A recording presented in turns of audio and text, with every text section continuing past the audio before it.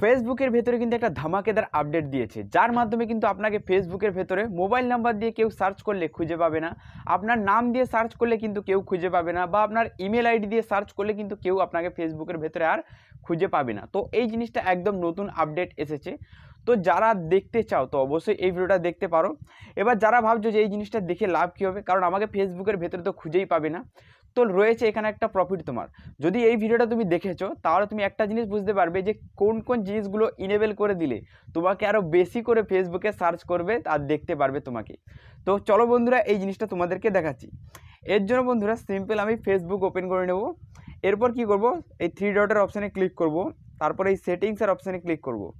এইখানে দেখো privacy checkout বলে একটা অপশান পাবে, এইখানে ক্লিক করবে। তারপর দেখো এখানে একটা আবার অপশান পাবে, how people can find you on Facebook, এই অপশানে ট্যাপটা দেবে। তারপরে দেখো এইখানে দেখাচ্ছে তোমাকে কোন কোন অপশানে খুঁজে পাওয়া যাবে না, যেমন এখানে ফ্রেন্ড রিকোয়েস্টে তোমাকে কেউ খুঁজে পাবে না, ফোন নাম্বার বা ইমেল, আবার এখানে সার্চ ইঞ্জিনে। তো দেখো এবার কন্টিনিউর অপশানে ট্যাপটা দিচ্ছি। দেখো ফার্স্ট এখানে কি রয়েছে, we can send you friend request. দেখো এইখানে যে অপশানটা রয়েছে এই অপশানে ক্লিকটা দেবে। তারপরে দেখো এখানে এভরি ফ্রেন্ড অফ ফ্রেন্ড। তো দেখো যদি এভরি করে রেখেছো তাহলে কি হবে, যে কেউ মানে বুঝতে পেরেছো, যে কেউ তোমাকে ফ্রেন্ড রিকোয়েস্ট পাঠাতে পারবে, তোমার 5000 ফ্রেন্ড এমনি কমপ্লিট হয়ে যাবে।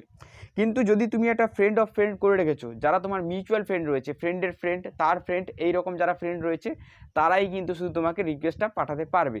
তো তুমি যদি এটা এভরি অল করতে চাও করতে পারো, বা ফ্রেন্ড অফ ফ্রেন্ড থাকলেও কোনো সমস্যা নেই। তারপরে নেক্সটের অপশানে ট্যাপ দেবে। তারপরে দেখো এখানে পিপুল উইথ ফোন নম্বর, তো এডিটের অপশানে ক্লিক করবে।